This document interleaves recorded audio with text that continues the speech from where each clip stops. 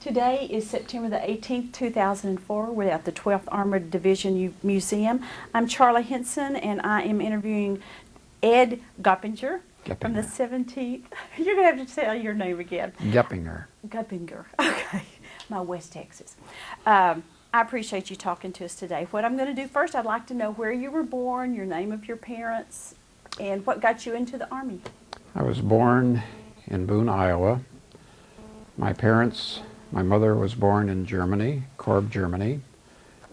I'm a first-generation American. My father was born in Ohio. We moved from Iowa to California when I was about 3 years old. So I went through the school system in Pasadena, graduated from University of California, Berkeley, went to UCLA, etc. When did you graduate from college? I graduated in 1949 on the GI Bill. Okay. At what point did you join the Army, and tell us that process of getting into the Army? I did not join the Army, but the Army joined me. On my 18th birthday, April 19th, I received a little penny postcard, and that had certain instructions, which I was forced to follow, and I was formally inducted on June 15th, 1943. Did you have brothers that served? I had one brother, Howard, that served with the Coast Guard, and he was stationed at Camp Callan on December 7th, 1941. He was immediately transferred to a Coast Guard battery at Fort Casey, Whidbey Island, Washington, where he stayed for the entire war. My other brother, older brother Albert, he was a radio ham operator. He ended up being employed by the Naval Research Lab in Washington, D.C. Okay. Where did you go after you were inducted? And get me to camp. Did you go in at Camp Barclay? No. Okay, tell me how you got the journey. After induction in Los Angeles, I was taken to Camp Anza in Riverside, which is my present hometown. And after being issued our winter clothing in the month of July in the hot city of Riverside, we trained all the way to Tyler, Texas, where I had basic training at Camp Fannin. From Camp Fannin, I was transferred to Texas A&M. I'm an Aggie. And we had about 2 semesters in the ASTP before it was closed down, and all the students were dispersed to other fighting units. In my case, I was sent to Camp Barclay with many other students from Texas A&M, and we were assigned with no further questioning or orientation, infantry. Infantry. What were you studying at A&M? It was basic freshman college courses, math, some sciences, history, some agricultural subjects. And I had previously completed part of my freshman year at Pasadena JC, and a lot of it was sort of repeat, but we were scheduled to go through about 4 years of college in like maybe 2 years. It was an accelerated program. Do you remember the day you found out that the ASTP was closing? Not exactly, but it was roughly March 1944. What was your feelings? What was the general attitude going on? Betrayed. At that point, did you know, did they tell you where you were going to be going? No. No. Okay. How did you translate that betrayal into having to learn to live what they had given you following the promise of ASTP? Well, being interjected into an ongoing infantry unit, first of all, the ST students had a lot of chiding, a lot of making jokes about us being whiz kids and quiz kids, and they tried to tell us that, you know, they knew all about infantry and we didn't, but we had the same basic training. And hopefully we brought a little bit more to the table than some of the fellows that thought they were good infantrymen. What difference do you think there are so many ASTP men that went in the infantry. Do you have a theory or a feeling how that did change the makeup of those platoons, those companies?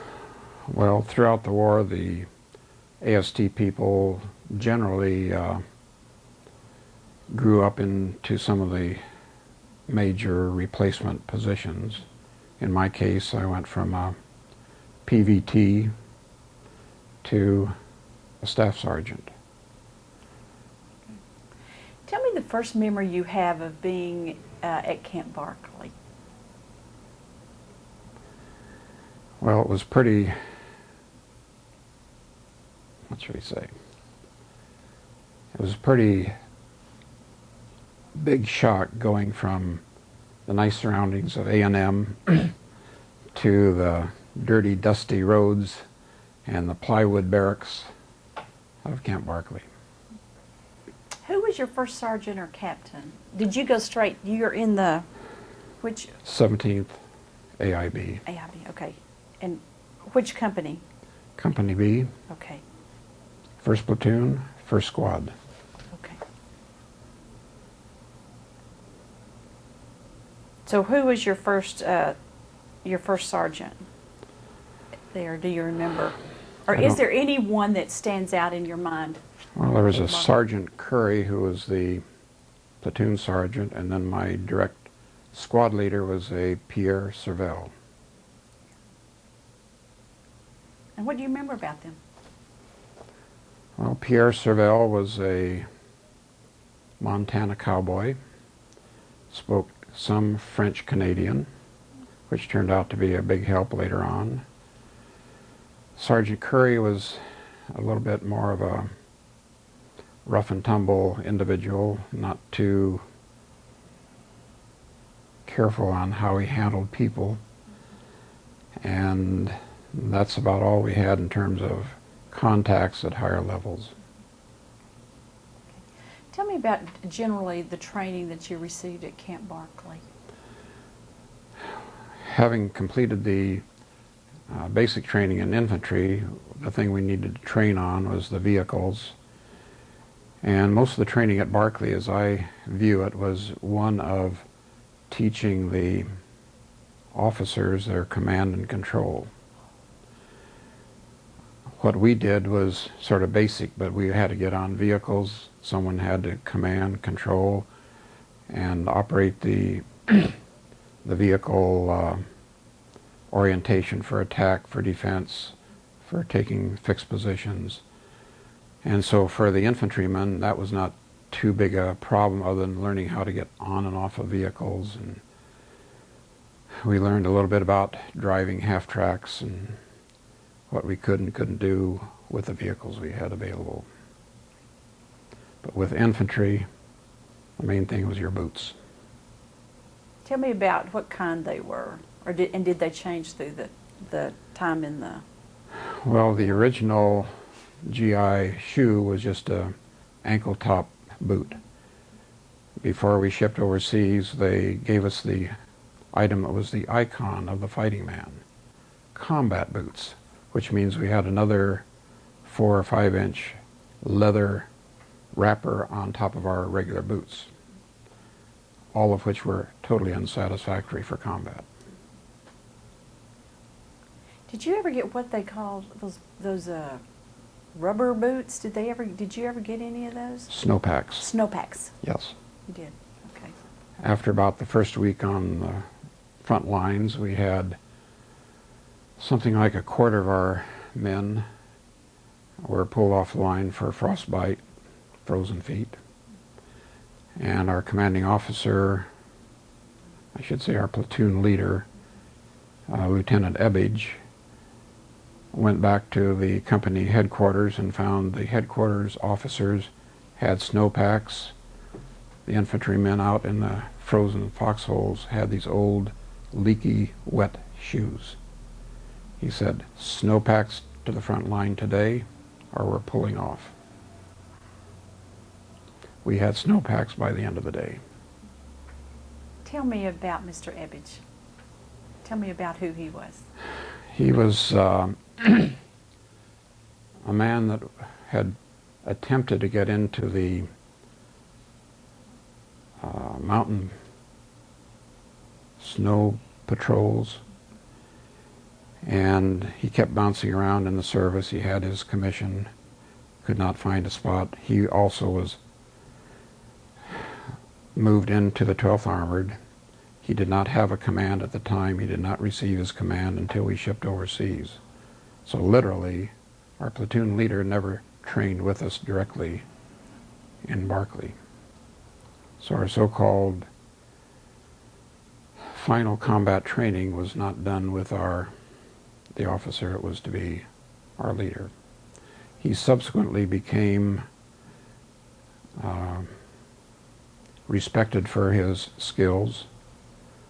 After the Battle of Herlesheim, after we pulled out, walking along the field, he looked around, checked with other people. He said, I think I'm the commanding officer of the battalion, a first lieutenant. And he was. Everyone else captured, killed, or wounded. At that point, he received a promotion to be captain of B Company. And although he was very strict, he was a very competent and skilled officer. For the first week, I was his runner. He had never had a runner before, and I had never been a runner for an officer. But we ran for about the first week or 10 days.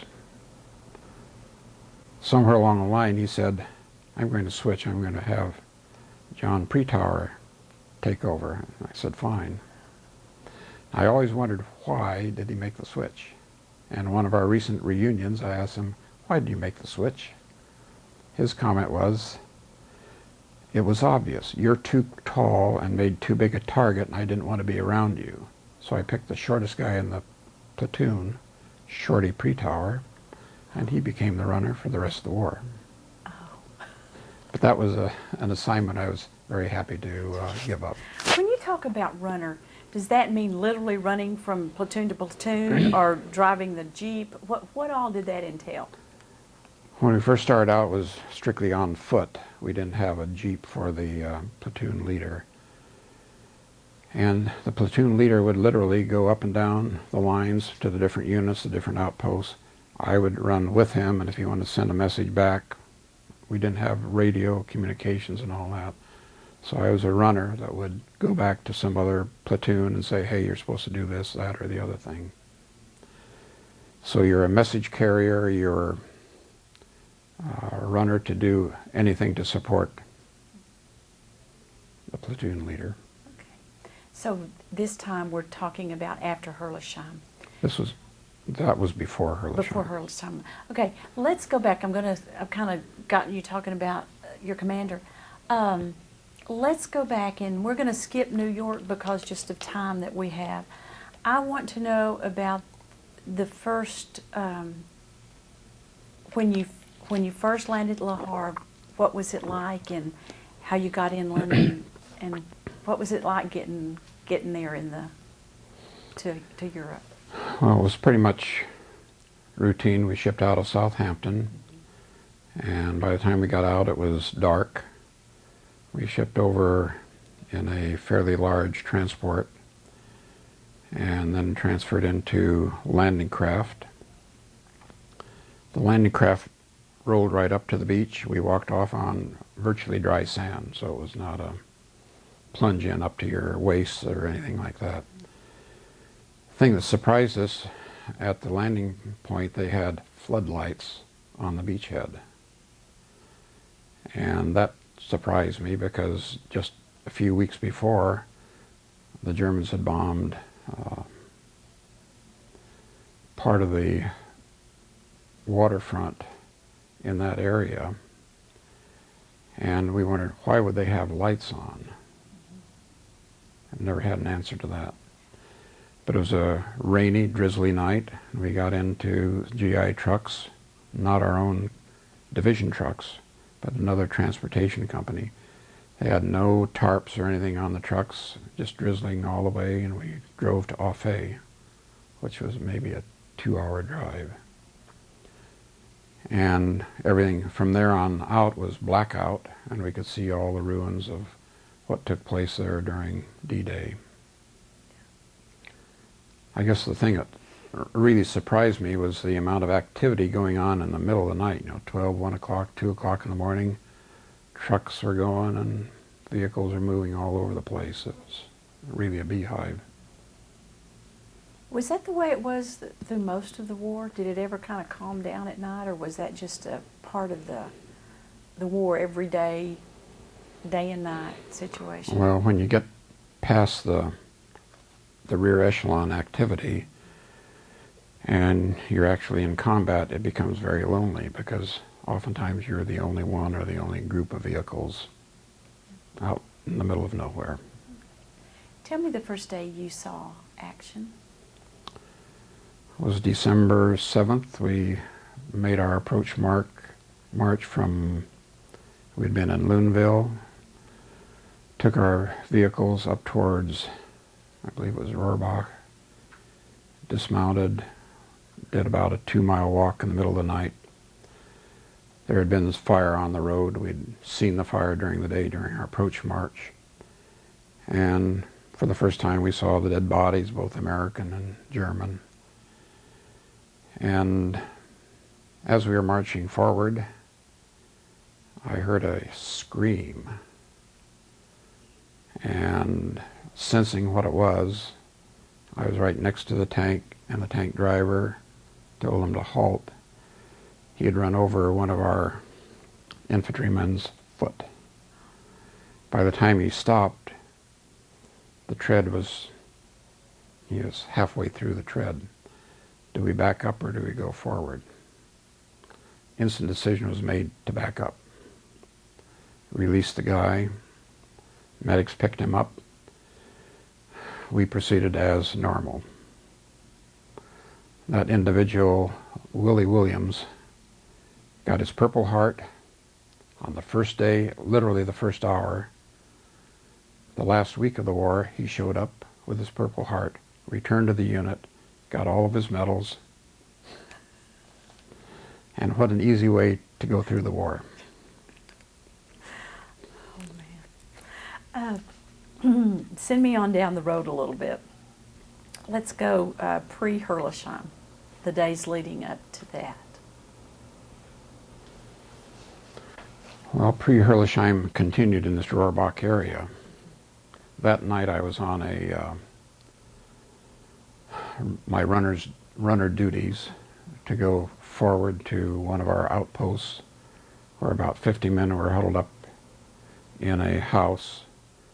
I was to take up some messages. As soon as I got to the house, they slammed the door and they said, "Don't move. We have Germans on the outside and we don't want to make any move. We've got about 40 people in here." Pretty soon Ebbage was the runner. He was trying to find me. He came up to the same place and surveyed the situation, gave some orders. On the way back we were hand grenaded, and 2 people from A Company that were doing wire laying were wounded, so Ebbage and I both, each of us, took one of the guys back to the medic station. Later that night we were in the CP command post, and in the early morning hours a German tank spotted one of the American tanks behind the house where we were residing, put around through the corner of the house. You may have heard this from other interviews. And there were about maybe 8 or 10 of us in that house, and the round came through at maybe 2 feet off the floor. And there were 8 or 10 of us sleeping on the floor. That was a good wake-up call. So we were never safe. Later that day we had shelling at that CP, so within the first 24 hours we had a pretty good baptism of fire. What? As a soldier, maybe it's more personal. How did you change in that 24 hours? I mean, what was your thinking? What was the process going on? Well, I think the main thing that you tend to do is try to imagine or figure out where could the Germans be? Where could you be observed? How could you protect yourself from being observed? And you always ask the question, what could I have done to avoid certain situations?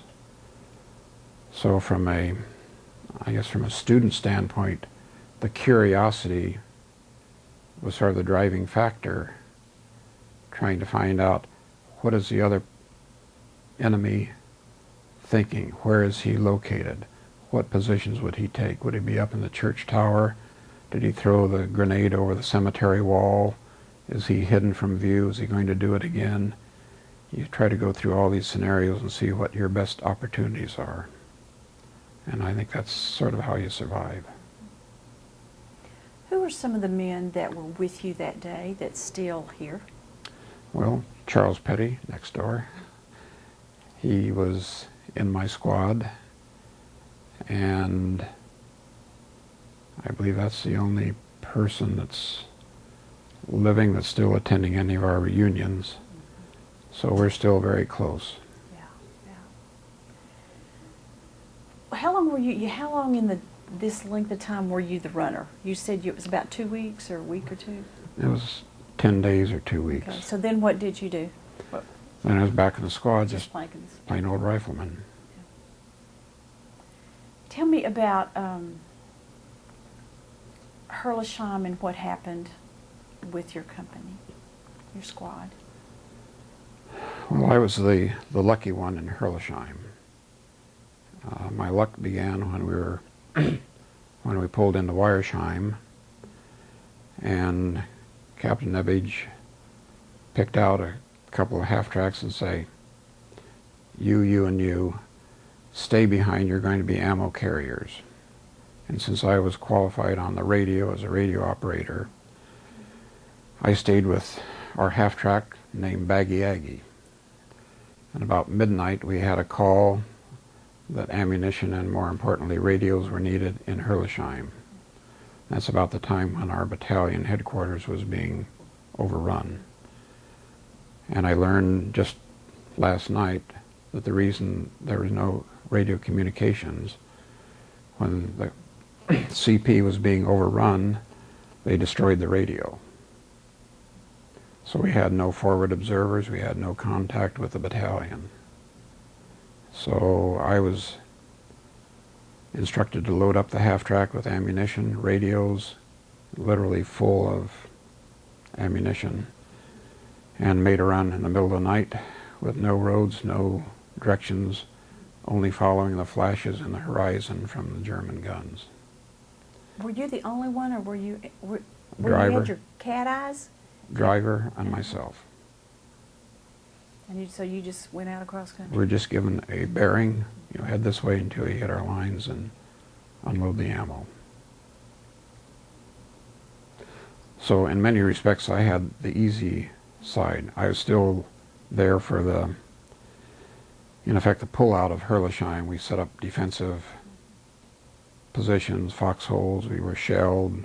We could see the armor-piercing shells ricochet off of the frozen ground and actually tumbling end over end, and we watch them come right by us.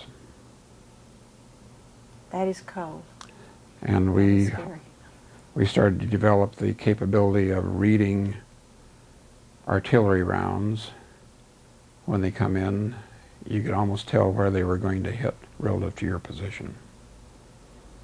And we would play games like 20 yards and point that way and drop into the foxhole. 50 yards that direction, drop into the foxhole. How could you tell? What was the sound? What was the differences? Or you just have a different sensation for the direction of the sound. I've never heard that before. Were there foxholes there? I think those are all new foxholes we had to dig that morning. How did you get a foxhole dug in that kind of weather, that kind of hard ground? What did you Oftentimes you'd try to find an old location where an artillery shell might have hit and broken up the ground a little bit, which would give you a head start in getting into the soft dirt where you could dig in. How long were you there on the front lines before they got everybody pulled out, ready to move back a little bit from Harleshine? Well, the front lines were virtually everywhere, and I guess I moved the ammunition up that night, and that morning we had established defensive positions, and this is when the 36th Division was coming in with some of their tank destroyers and other vehicles, so they could take over the area and allow the 12th to withdraw. How many were your squad survived that? The squad leader, Pierre Servel, he was injured, and as a result I took over as a squad leader of the squad at that point. Chuck Petty was a survivor. The platoon sergeant who rode in our half-track, he was a survivor. That was Curry. And most of the others were either wounded, captured, or missing. What was that like? Very demoralizing. You know, we were emotionally beat. It's where the infantryman gets that, I guess they call it the 10-kilometer stare. You know, people just stare out and they're not looking at anything, no emotions, complete washout. So we had a whole half-track of guys, a limited number of guys in the half-track, and that demoralizing effect feeds on itself. So that's one reason they had to get us off the line. Okay. How did they combat that? What was it in y'all that was a, could you overcome that, or how did you help each other to get past all that? Well, just getting out of the area and being able to get cleaned up a little bit and get your half-track back together and organized, and you know, there's stuff of fellows that were missing that still in the half-track. So you have to sort things out, get ready for the next round. And there's always the next day. There was no really complete release or feeling that, oh, now we're safe, now we can relax for a day or two or three. That just didn't happen. Okay. At this point, did y'all get replacements pretty quickly to come in? Well, we moved back to an area near Hagenau, I think it was Schweighausen, spent a couple days there, and then we moved to Bruch-Wickersheim, which was right on the Rhine River. And yes, we started to receive replacements at that time. The one replacement was the replacement for Captain Ebbage, who had been promoted to company commander. So our platoon leader was a replacement. He arrived about midnight. The next morning we were to move out. He was in the command turret of the half-track, and by 8 o'clock in the morning the Germans across the Rhine lobbed a mortar shell near our half-track. A small fragment hit the lieutenant. His total time of combat service, about 8 hours. So we went without a platoon leader for a couple months. We had other people that would come in as replacements, and as much as you'd like to be able to give them your capabilities and know-how of combat skills, you couldn't just transfer that to them. You can't just talk them through it. You can try to help them through it, but many of them would only last a matter of a week or two. So entering combat without, you know, a full complement and a fully trained organization is very, very difficult.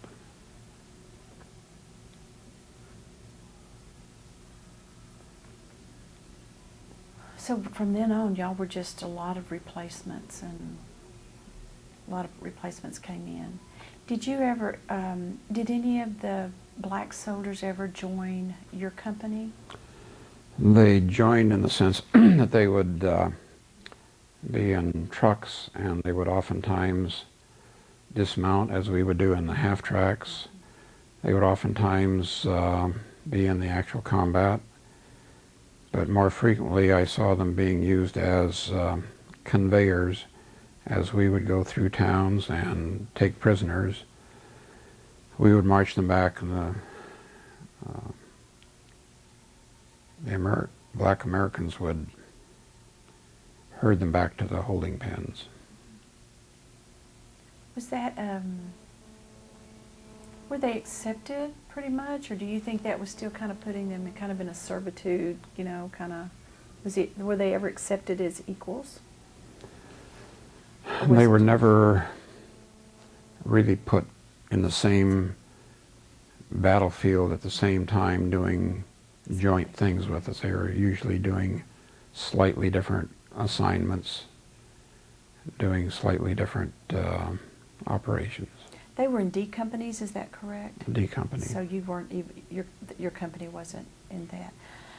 Tell me about after Herlesheim, give us on down the road where you went and those experiences. Well, after Herlesheim, as I mentioned, we went to Schweighausen, then to Berschwickersheim. And at that point we moved down to the Colmar pocket where we had Herlesheim number 2. And for our platoon, that was almost worse than Herlesheim 1. We were in a very poor position from a strategic location. Where were you? Where were you in Colmar? This was in Herlesheim 2. Oh, they call it Herlesheim Pre-Colmar. Yes, yes, okay. And as we moved into town, the lead tank was knocked out, and the other tankers refused to go around and continue the attack on the town, which left us with basically an infantry attack. And most of it was under command of Captain Ebbage. But some of our squads were in a wooded area. They took overhead mortar rounds, heavy losses. Our platoon sergeant, Vance Curry, he was killed at that spot. Several of my friends were killed. We were in a precarious position with snipers actually behind us, enemy in front of us, and enemy coming at us from the side with machine gun fire and mortar fire. Our only route of escape was fully exposed, so that was not an option. And we had rather heavy losses at Herlesheim too.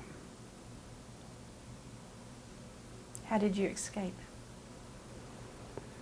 Well, we just stayed there all day and fought out the details. I was able to get into town and took up a position in a sort of a loft of one of the high buildings.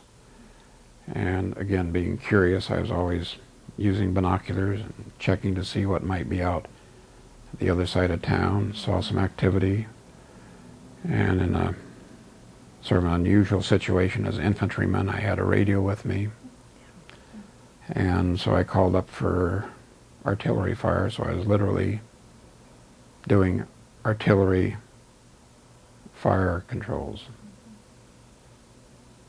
which was sort of a new experience. Yeah. When did you get trained to do the radio? When did you pick that up? Because you said earlier that was about maybe 1 or 2 days of training in Camp Barclay. Oh. And it was basically learning the phonetic code, learning how to change frequency, how to change a battery. That was about it. That was it. Yeah. The main thing, because I was big, you get the big load, about a 30-pound backpack radio. What was the outcome of your radioing and that experience in the loft? Well, our artillery laid down some rounds, and the people that I had spotted, I didn't know whether they were German civilians, or I should say French civilians, or German soldiers. Whatever it was, they scattered, and it was no longer a potential threat to the city. So was there an area, did your squad, were they in town with you, or were they still out in the wooded areas? No, they were in town. We made it in got town. into Right. town. Okay. Okay, how did you escape town? Or did the Americans take it? Well, we basically controlled the town, but we were still taking fire in the fields behind us. And some of my friends were hit there, and I helped one guy pull back to the railroad tracks and get him to the medics and evacuated. But there was sporadic mortar fire, and even though you may take the town, not all the enemy action is neutralized, so you still have to stick around and make sure there's no remnants that are left to fight. Okay, take me out of Herlesheim and then on over to Colmar. That was Colmar. That was Colmar. Herlesheim, too, was Colmar. Okay, I'm getting confused. Okay. Herlesheim is Herlesheim Prey near Colmar. Okay. That's Herlesheim, too. Okay. Okay, now I'm understanding, because the Colmar, y'all were in such great attack. Okay, then get me out of Colmar and what you did then. Well, the next major move after that, in Colmar, we were under the French First Army. We were released from the French first, then we returned, and in effect went around the Battle of the Bulge, went around the west end of the Battle of the Bulge, and down the Mosel River from Trier down to the Rhine, then returned south toward Ludwigshafen and Speyer. And in effect, we had circumnavigated the entire bulge. That's where they had the major part of the remaining German army that was capable of putting up a major battle trapped. So they were in their Maginot Line, and I think something like 90,000 prisoners were taken in that area. That was an all-out effort by the 7th and 3rd Armies to collapse that pocket. And our mission was to try to get down towards Speyer, find a river crossing, and the Germans recognized what was happening, blew the bridge, so literally they isolated a major part of their army, which from a military standpoint was one of Patton's great accomplishments. What are the dates we're talking about? Is this in April? March. March. It'll be in March. Okay. Okay. And take me on down through when the war ended.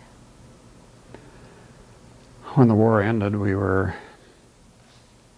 across the Austrian border, driving down the Inn River. We stopped just short of Kufstein. I think our lead units were in Kufstein, and they arranged for a surrender of the city without knocking it down. But right up to the last day, we had the tank in front of us knocked out by a Panzerfaust. The Germans were still on the other side of the Rhine taking shots at us. And since the valley was narrowing, it's really no place for an armored unit to be. So that's where we pulled off about 2 or 3 days before the end of the war. We pulled off, went back. As you look back through the experiences that you had in Europe, how did it change you as a man? Well, I think everything changed. I don't know what I would have been without the war. But obviously you become hardened. I think you become more affirmative in your decisions. You look at things quite differently. You realize the futility of war itself, and it really sort of changes your entire lifestyle. My wife will often chide me by saying, "Stop being a sergeant." Did you marry after the war? Yes. Yes, you did. Okay. Okay. When the war ended, tell me how long you were there. What happened to you? Did you come home quickly, or did you stay over there? When the war ended, it was not a big celebration. We were trying to recover and get our rest and get our clothes cleaned up, and there was no big celebration on VE Day. After that, I was with the 12th until early August of '44, and I was then shipped from a small town near Munich, shipped to Marseille. On the way to Marseille, we heard about the A-bomb dropped in Japan. We didn't know what it was, we just knew a big bomb went off. And I was in effect scheduled to ship out to the Pacific to do it all over again.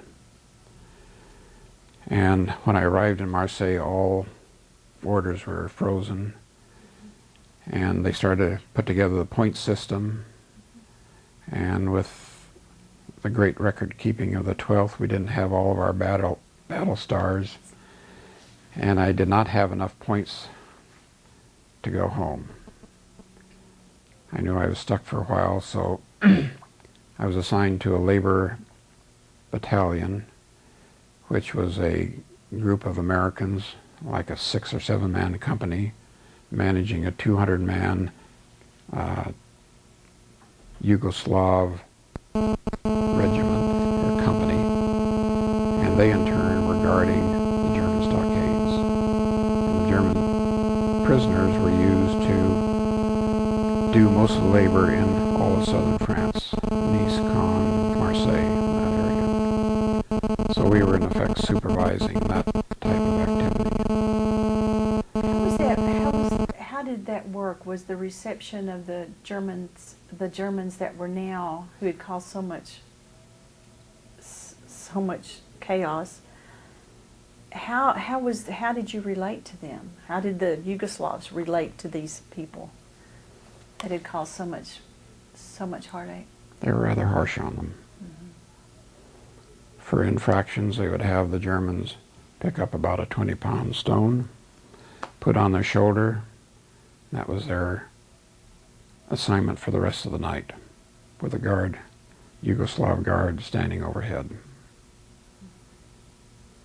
So they kept pretty strict control of them. As you think of the war, what is the one thing that stands out in your mind the most? If you were to close your eyes and that's the first thing that comes to your mind. I would like to think that we might have done some good. But when you sum it all up, you really start to wonder. You start to doubt your own achievements or your own activity during the war. You go through all the different deaths of friends and injuries and everything that happened, and you end up with many doubts, many questions, and even to this day there are disconnects. In this reunion I found out facts and details of things that I was involved in I never knew before. And so you're still trying to put together this big puzzle. Why did it happen? How did it happen? What engagements did you influence? And was it good influence or bad influence? So there are a lot of things that keep rolling through your mind that you can't sort out, you cannot put into a satisfactory, organized structure. So it's been a lifetime process. And it goes on. It goes on. If you were to, if someone were to get this tape, I always ask this question. If someone were to listen to this tape in 50 years, what message, what would you like for them to know or to remember?